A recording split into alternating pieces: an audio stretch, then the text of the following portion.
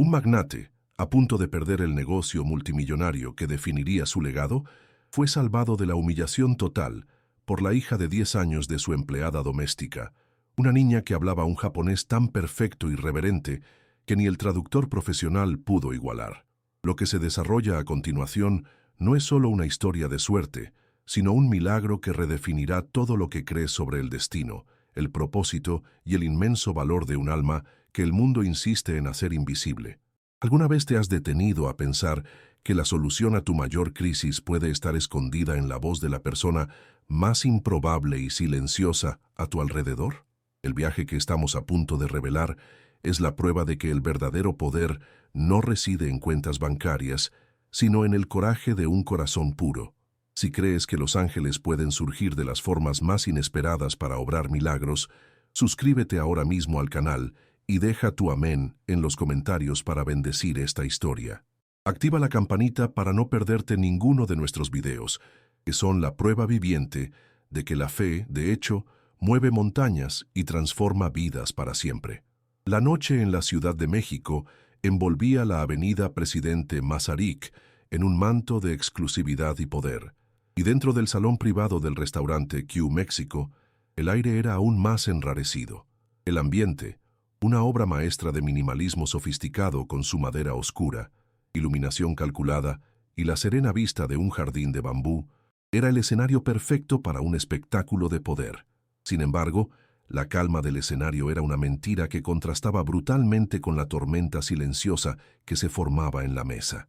Allí, Carlos Ortiz de la Vega, la personificación del éxito empresarial mexicano, sentía el control de su imperio escurrirse entre sus dedos.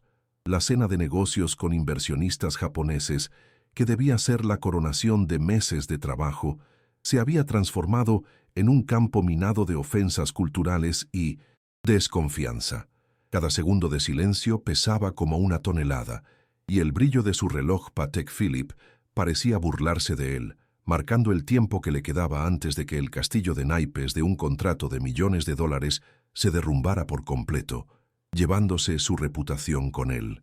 Carlos Ortiz de la Vega, con sus 55 años, era menos un hombre y más un monumento al éxito implacable. Sentado en la cabecera de aquella mesa, él era el arquitecto de su propio destino, el fundador y CEO de una de las mayores empresas de tecnología y logística de México, un imperio erigido con sudor, sacrificio y una dosis brutal de pragmatismo. Su traje Segna, hecho a la medida, era una armadura, y el reloj Patek Philippe en su muñeca no marcaba solo las horas, sino cada segundo de poder que él había acumulado. Sus ojos, sin embargo, eran el verdadero reflejo de su alma. Duros, analíticos y perpetuamente impacientes, escaneaban el mundo en busca de fallas y oportunidades, raramente deteniéndose para reconocer la humanidad en nosotros. Se había convertido en un maestro del control, un general en un campo de batalla corporativo, pero esa guerra constante lo había dejado desconfiado y endurecido, un rey gobernando un reino vasto, pero vacío, donde la única compañía leal era su propia sombra proyectada sobre pilas de informes financieros y contratos. Detrás de la fachada de poder inquebrantable, Carlos cargaba un vacío abismal, un hueco en su alma que ninguna adquisición o fusión lograba llenar. Su vida se había convertido en una sucesión de metas y logros, donde cada victoria era apenas un preludio para la siguiente batalla, y la alegría, un concepto abstracto e ineficiente. Había olvidado cómo conectar genuinamente con las personas. Sus relaciones, incluyéndolas con su propia familia, eran gestionadas como proyectos, con expectativas claras y retornos de inversión calculados. Esa soledad en la cima era su maldición autoimpuesta. Era aplaudido en salas de juntas, temido por sus competidores y admirado a la distancia, pero era incapaz de mantener una conversación que no girara en torno a números o estrategias. El silencio lo aterrorizaba, pues era en el silencio donde el eco de su propia soledad se volvía ensordecedor, un recordatorio constante de que al construir su imperio había demolido los puentes que lo conectaban con el resto de la humanidad. La gran ironía de su existencia residía en su contradicción más profunda. el hombre que conectaba a México con el vino de Centosis. El mundo a través de una red logística impecable, era incapaz de conectarse con su propio corazón. Comandaba ejércitos de empleados, pero era un general sin tropas leales, solo subordinados que lo seguían por miedo o por ambición. Esa desconexión era su prisión de lujo. Cada apretón de manos era calculado, cada sonrisa, una maniobra estratégica. Se enorgullecía de su capacidad para prever las fluctuaciones del mercado, pero era completamente ciego a las corrientes emocionales que fluían a su alrededor. Aquella noche en el restaurante Q, mientras el mayor negocio de su carrera se desmoronaba, no sentía solo la frustración de la derrota financiera. Sentía por primera vez en mucho tiempo el peso aplastante de su propia insuficiencia humana, la percepción aterradora de que, a pesar de todo su poder, había fuerzas en el universo que su dinero y su influencia simplemente no podían controlar. Lejos del brillo de Polanco, en el corazón vibrante y popular de Iztapalapa, existía un universo paralelo contenido en un pequeño departamento.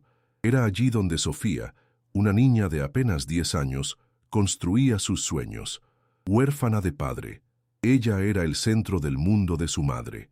Elena, la empleada de confianza de Carlos, una mujer cuya dignidad era tan impecable como los hogares que limpiaba. La vida de ellas estaba tejida con sacrificios silenciosos y un amor que llenaba todos los huecos dejados por la escasez material. El mayor tesoro de Sofía era el celular viejo de su madre, un aparato con la pantalla estrellada que, para ella, era una ventana mágica a Japón. A través de animes y aplicaciones gratuitas, se sumergía en una cultura fascinante, aprendiendo la lengua con una dedicación y una pasión que eran su secreto mejor guardado. Aquella noche, sin embargo, una emergencia familiar impostergable forzó a Elena a tomar una decisión desesperada: llevar a Sofía consigo al trabajo, bajo la promesa renuente de Carlos de que la niña permanecería invisible, una sombra, silenciosa tras bastidores del lujo. Escondida en un rincón de la ajetreada cocina del Q, Sofía era un pequeño punto de quietud en medio del caos coreografiado. El aire olía a jengibre, a humo de carbón y a algo más, algo que ella identificó como la fragancia de la riqueza, tan diferente del olor de su propia casa. Con su uniforme escolar simple, pero perfectamente limpio, y el cabello recogido en una trenza arreglada, parecía una pieza de otro rompecabezas, desubicada entre los chefs de 1900, blanco y el brillo del acero inoxidable. Cumplía su promesa al pie de la letra, encogida en un banquito, con las rodillas juntas y las manos sobre el regazo, donde el celular de su madre reposaba. Para cualquiera que la mirara, era solo una niña esperando pacientemente, pero por dentro, su mente viajaba miles de kilómetros. Repasaba silenciosamente los kanjis, practicaba la entonación de las frases en su cabeza y soñaba con los jardines de Kioto, completamente ajena al hecho de que su mundo secreto y el mundo de poder implacable de Carlos Ortiz de la Vega estaban a punto de colisionar de forma espectacular. La colisión comenzó no con una imagen, sino con un sonido. Primero, una voz elevada en español, cargada de furia y humillación, la voz del jefe de su madre. Después un torrente de palabras en japonés, rápidas, duras e inconfundiblemente ofendidas. El ruido de la cocina pareció disminuir y el corazón de Sofía comenzó a latir desacompasado. Ella no entendía la complejidad del negocio, pero comprendía perfectamente la gramática de la ofensa, la sintaxis de la falta de respeto que el traductor había cometido. Un miedo helado la recorrió, no por ella, sino por su madre, cuya vida dependía de la estabilidad de aquel hombre furioso. Movida por un impulso que era una mezcla de pánico y una extraña claridad, se levantó. Paso a paso, se aproximó a la puerta que separaba la agitación de la cocina de la tensión glacial del salón privado. Espiando por la rendija, vio la escena. Los inversionistas japoneses de pie con expresiones de piedra y Carlos, el hombre que comandaba imperios, pareciendo súbitamente pequeño e impotente. Y fue en ese instante que el miedo dio lugar a un coraje que ella no sabía que poseía. La catástrofe se materializó en una única frase mal traducida. El intérprete contratado por Carlos, Un hombre cuya arrogancia superaba con creces su competencia, tropezó con una cláusula técnica crucial, transformando una garantía de seguridad logística en una exigencia que sonó como desconfianza e insulto para los oídos de los inversionistas. El efecto fue inmediato y devastador. Las sonrisas pulcras de los empresarios japoneses se desvanecieron, reemplazadas por una máscara de fría indignación. Para Carlos, un hombre obsesionado con el control y la perfección, la falla fue intolerable, una mancha en su reputación que sintió físicamente como un golpe. Su furia explotó, no en gritos, sino en un silencio cortante y una mirada que despidió al traductor con una crueldad que heló la sala. «Fuera», siseó, y la palabra, aunque baja, resonó como una sentencia. El gesto, sin embargo, fue un acto de desesperación, no de poder. Al expulsar al chivo expiatorio, Carlos solo selló su propio fracaso, quedándose solo y expuesto en el centro de un desastre que él mismo ya no podía contener.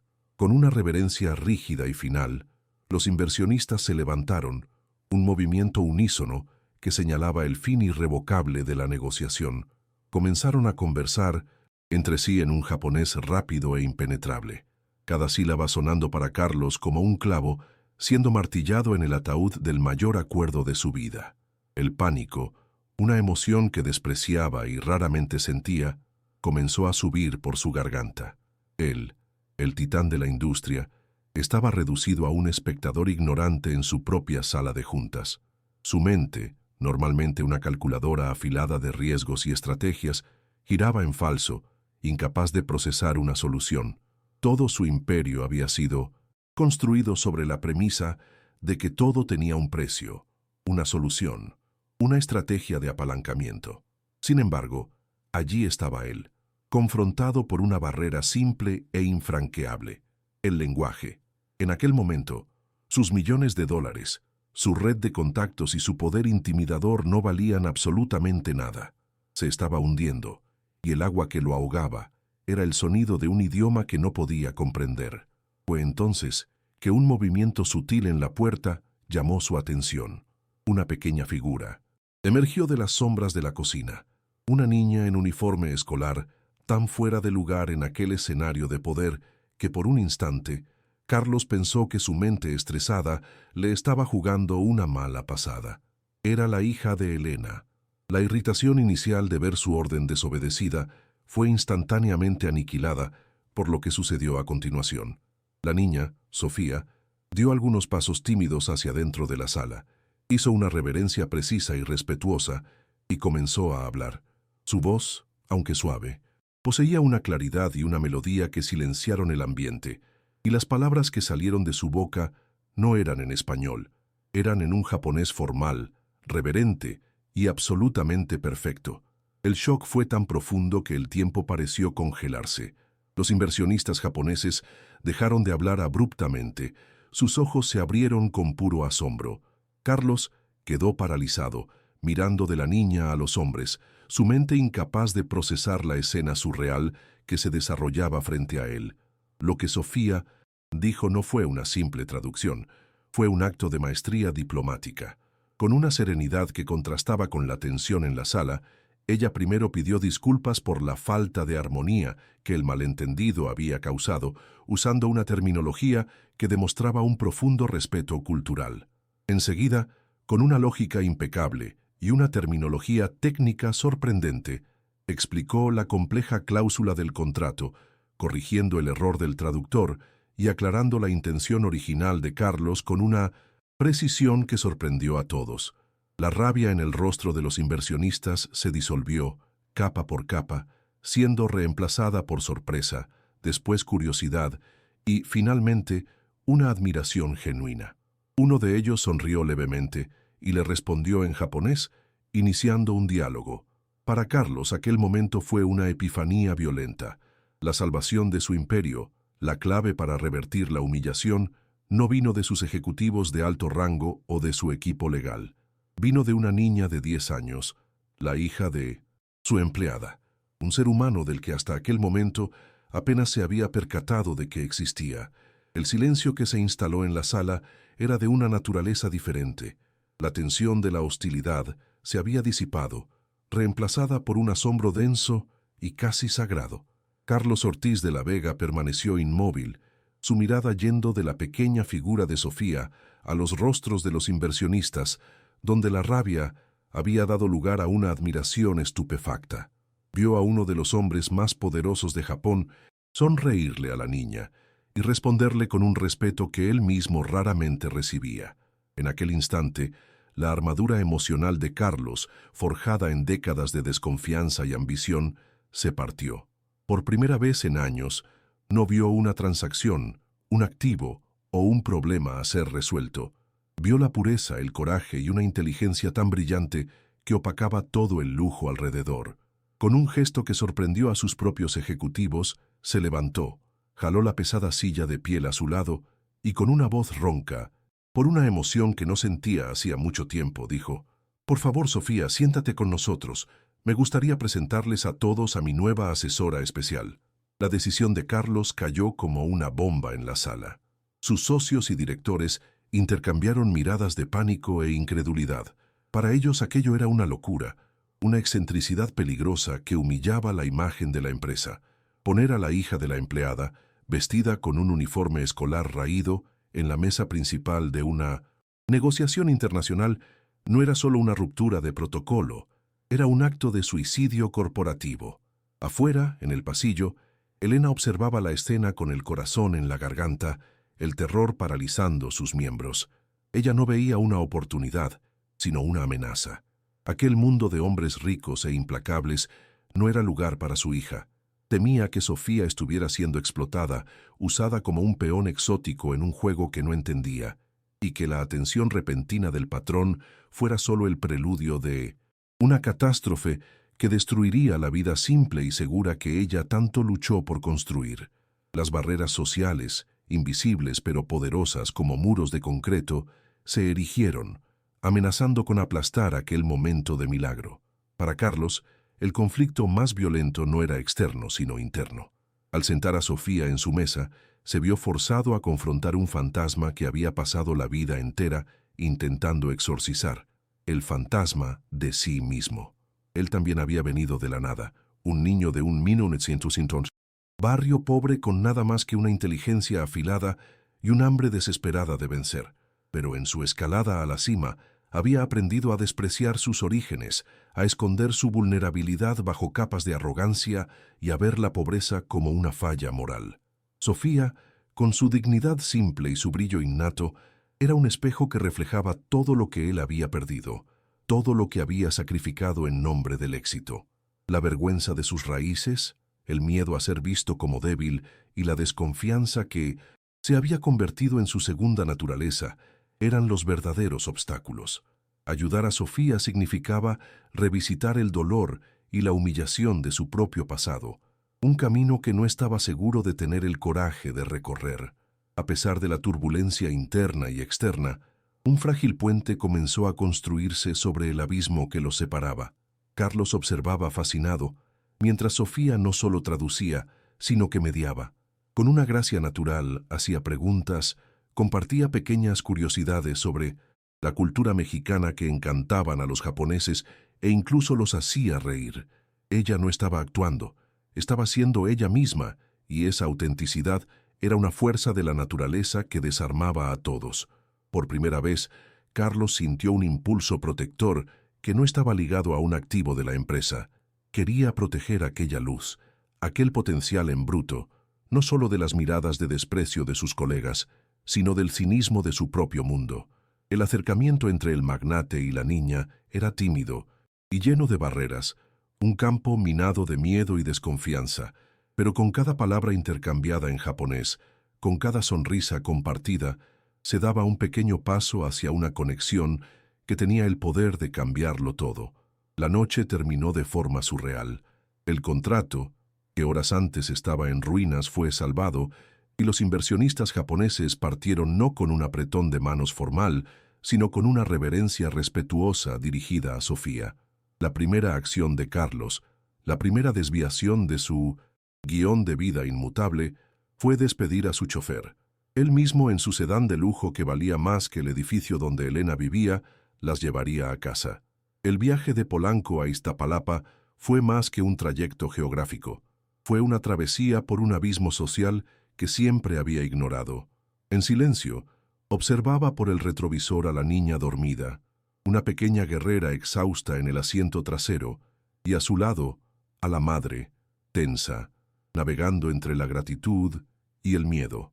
Al detenerse frente al edificio simple, la realidad lo golpeó con la fuerza de un puñetazo. Aquel era el suelo de donde había brotado un talento tan raro.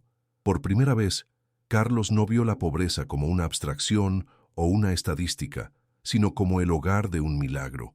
Y la vergüenza que sintió por su propia ceguera fue el verdadero catalizador de su transformación.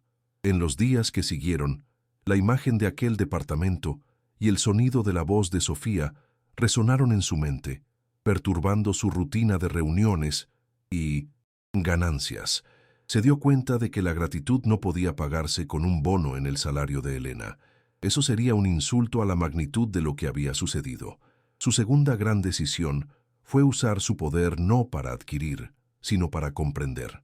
Activó su departamento de recursos humanos con una directiva clara e inusual. Quería un informe completo sobre la vida de Elena y Sofía.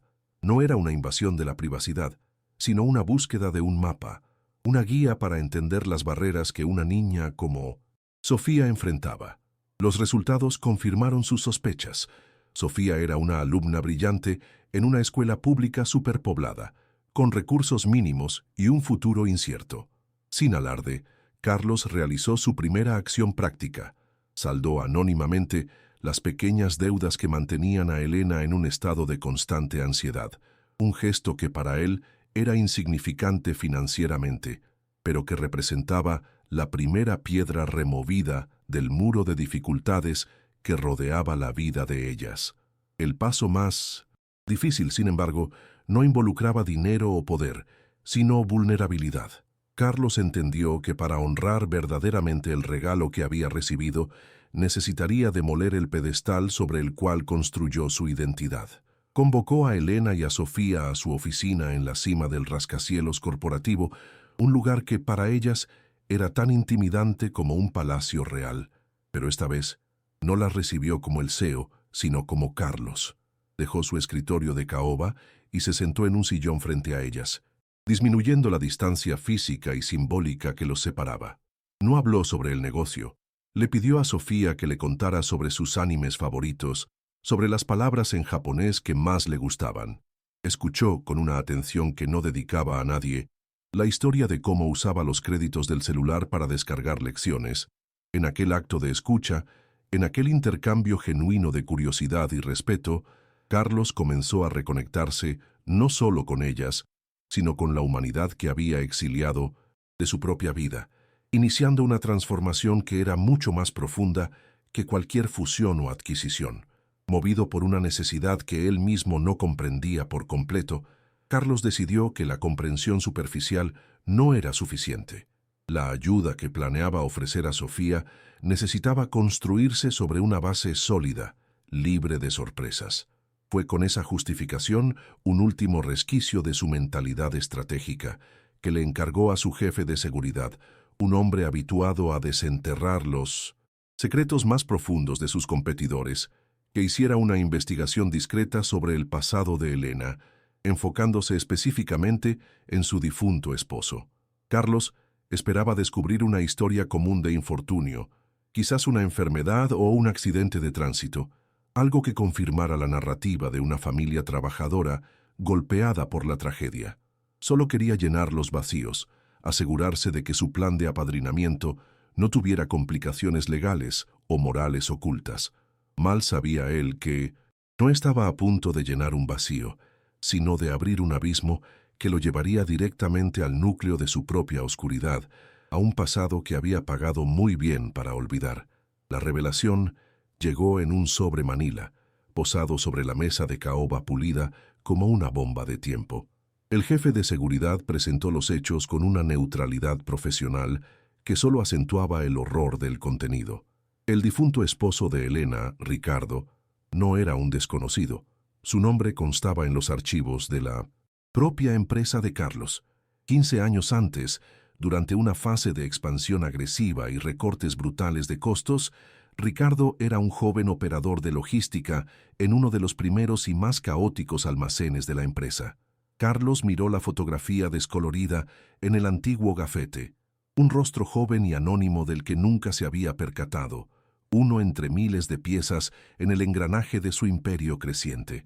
Y entonces leyó el informe del incidente. Muerte accidental, causada por un montacargas con un historial de fallas mecánicas. El caso fue cerrado rápidamente, clasificado oficialmente como negligencia del empleado, para evitar investigaciones más profundas. La empresa pagó la indemnización mínima exigida por ley y pasó la página. El aire en la sala de Carlos pareció enrarecerse, demasiado pesado para ser respirado. Aquel informe no era solo un conjunto de hechos, era el acta de defunción de su propia inocencia, la prueba irrefutable de que su imperio no había sido construido solo, sobre innovación y trabajo duro, sino también sobre los huesos de hombres como Ricardo. La negligencia del empleado ahora sonaba en su mente como el eco de una mentira corporativa, una excusa conveniente para proteger márgenes de ganancia a costa de la vida de un hombre. De repente, la imagen de Elena de pie por horas, limpiando las casas de los ricos con una dignidad inquebrantable, y de Sofía, aprendiendo japonés en un teléfono roto, adquirió una nueva y trágica dimensión. Ellas no eran solo pobres, eran víctimas de un sistema que él mismo había creado, un sistema donde el valor de una vida humana podía ser calculado, depreciado y, finalmente, descartado como un daño colateral aceptable en la búsqueda incesante del crecimiento. El vacío que sentía ahora tenía un nombre y una historia. Este descubrimiento lo cambió todo. La conexión que sentía con Sofía, antes basada en la admiración y en un vago deseo de hacer el bien, se transformó en una deuda de sangre, una responsabilidad moral impostergable. Entendió que el universo no le había enviado a Sofía para salvar un contrato de millones de dólares. El universo la había enviado para darle una oportunidad de salvarse a sí mismo. El brillo en los ojos de la niña no era solo el reflejo de su propio potencial, sino también la chispa de la vida de su padre, una vida que había sido extinguida en nombre del progreso de la empresa de Carlos. Cualquier duda que aún pudiera tener, cualquier preocupación por la opinión de sus socios o por la imagen de la empresa, se disolvió ante aquella verdad abrumadora. Su próxima junta del consejo, agendada para formalizar el acuerdo con los japoneses, ya no sería una celebración de una victoria comercial. Sería un acto de confesión, un escenario para su propia redención, donde tendría que elegir entre perpetuar la mentira que lo enriqueció o abrazar la verdad que podría, finalmente, liberarlo. La sala de juntas en el último piso de la torre corporativa era un santuario del poder, un espacio frío y aséptico donde el destino de miles de personas era decidido. Alrededor de la larga mesa de caoba, los miembros del consejo, hombres con rostros endurecidos por el éxito, se preparaban para celebrar el contrato japonés, la mayor victoria de la empresa en una década. Atendiendo a una exigencia inexplicable de Carlos, Elena y Sofía estaban presentes, sentadas en sillas discretas contra la pared de vidrio que exhibía la Ciudad de México a sus pies. Eran como dos gorriones en un nido de águilas, encogidas e intimidadas por la opulencia y la gravedad del ambiente. La reunión comenzó con discursos autocomplacientes y brindis con whisky caro. El aire estaba cargado de triunfo y testosterona. Sin embargo, Carlos permanecía en silencio en la cabecera de la mesa, su rostro una máscara impenetrable. No estaba allí para celebrar un negocio, estaba allí para iniciar un incendio, uno que purificaría su alma o consumiría todo lo que había construido. El gatillo fue disparado por uno de los socios más antiguos, un hombre cuya arrogancia era tan grande como su fortuna. Al levantar su copa, sonrió de forma condescendiente y dijo: «Un brindis por el futuro. Y claro, no podemos olvidarnos de la manera inusual en que aseguramos este acuerdo. Debemos incluso agradecer a la pequeña, hija de la empleada de la limpieza, por su curiosa contribución». La expresión «hija de la empleada de la limpieza» fue dicha con una pausa calculada, un goteo de veneno social, que definía el lugar de Sofía en el mundo de ellos. Una risa ahogada recorrió la sala. Elena se encogió como si hubiera sido físicamente golpeada, rodeando a su hija con el brazo. En aquel instante, algo dentro de Carlos finalmente se quebró. Golpeó la mesa con la palma de la mano, con una fuerza que hizo temblar las copas de cristal, el sonido resonando como un disparo en el silencio que se siguió. Todos los ojos se volvieron hacia él, sorprendidos. El fuego había comenzado. Su nombre es Sofía, dijo Carlos levantándose lentamente, su voz baja y peligrosa, y tiene más valor e integridad en su dedo meñique que todos nosotros juntos en esta sala. Comenzó a caminar alrededor de la mesa, su mirada barriendo a cada miembro del consejo. Ustedes me ven como un igual, un hombre que construyó un imperio de la nada.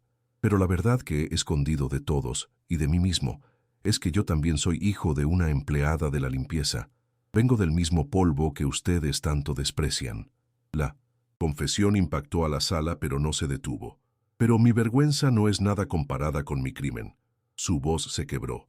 Hace 15 años, un hombre llamado Ricardo murió en uno de nuestros almacenes. Lo llamamos negligencia.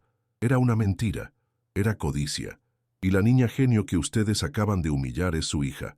La deuda que esta empresa tiene con ella no puede pagarse con dinero.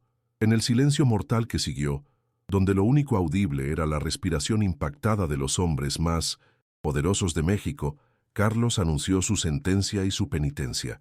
A partir de hoy se creará la Fundación Ricardo Ortiz. La mitad de mis acciones personales serán destinadas a ella. Su misión será encontrar y financiar la educación de niños como Sofía por todo este país. Hizo una pausa, mirando directamente a la niña, cuyos ojos estaban muy abiertos y llenos de lágrimas. Y su primera y permanente beneficiaria será Sofía. Estudiará en las mejores escuelas del mundo, aprenderá cuantos idiomas desee, y su futuro será ilimitado. Ignorando completamente a los hombres en la mesa, caminó hasta Elena y Sofía. Se arrodilló, el CEO de un imperio de rodillas en el suelo. Elena, dijo, con la voz entrecortada, le pido su perdón, por la arrogancia, por la injusticia, por la vida que le fue robada. Lo que les ofrezco no es caridad, es un intento desesperado de un viejo tonto por recuperar su alma, un regalo que su hija me dio. Aquel acto de contrición en la sala del consejo no fue el fin, sino el verdadero comienzo. Ante un hombre quebrado y honesto de rodillas, Elena, con lágrimas corriendo por su rostro, le ofreció el perdón, un gesto de gracia que selló el inicio de una nueva era para todos ellos. La noticia de las acciones de Carlos se extendió como la pólvora, no como un escándalo, sino como una leyenda de redención corporativa. En pocas semanas, la vida de Sofía y Elena fue radicalmente transformada.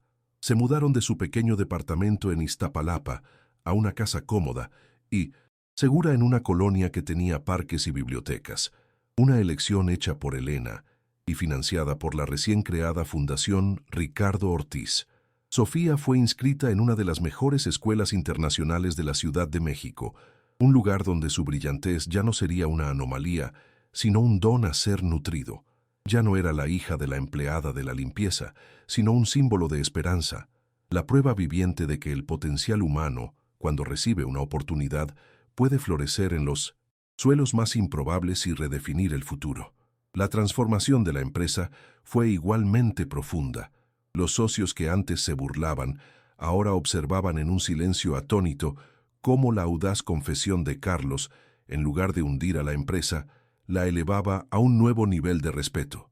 Los inversionistas japoneses, profundamente impresionados por la demostración de honor y por el coraje de Carlos para corregir una injusticia pasada, no solo finalizaron el contrato, sino que propusieron una alianza estratégica a largo plazo, basada en valores compartidos de integridad y respeto.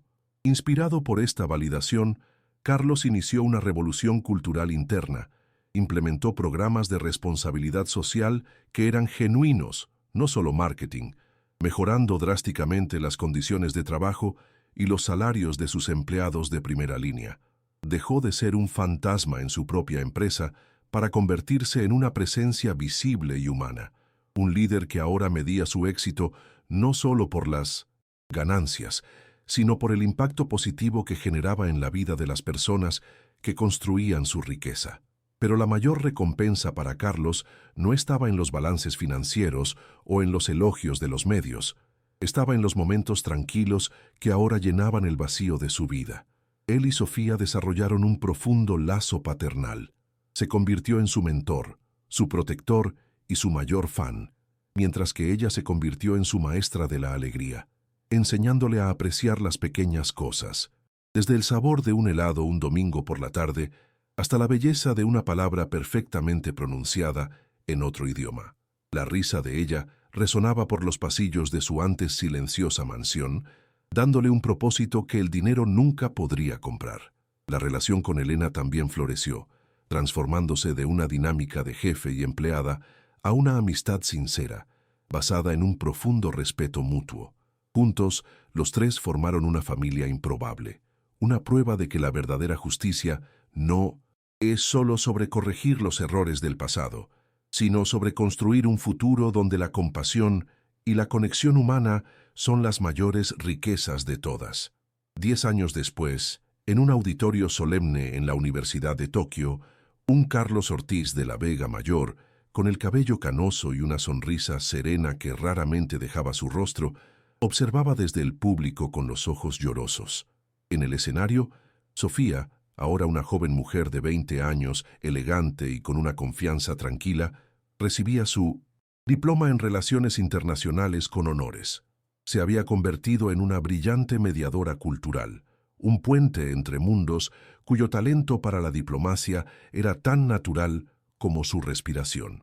La Fundación Ricardo Ortiz, en ese tiempo, se había convertido en una de las instituciones filantrópicas más respetadas de México, habiendo financiado la educación de cientos de otros niños que, como Sofía, poseían un brillo que solo necesitaba una oportunidad para iluminar el mundo.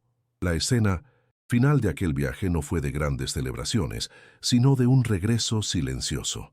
La semana siguiente, Carlos y Sofía cenaron juntos en el mismo salón privado del Q, no para cerrar un negocio, sino para celebrar la vida. Allí, en el lugar donde un imperio casi se derrumbó y un alma fue salvada, brindaron no con whisky, sino con té, como una familia, probando que el legado más valioso no se construye con dinero, sino con actos de coraje, perdón y amor. Si esta historia tocó tu corazón, deja un like para que más personas puedan creer en el poder de la redención. ¿Ya has sido testigo de un pequeño gesto que cambió completamente la vida de alguien? Cuenta tu experiencia en los comentarios. ¿Crees que el verdadero potencial se puede encontrar en los lugares más inesperados? Suscríbete al canal para más historias que restauran nuestra fe en la bondad humana. Comenta. El valor de una persona nunca se mide por su condición social. Si crees en esta verdad,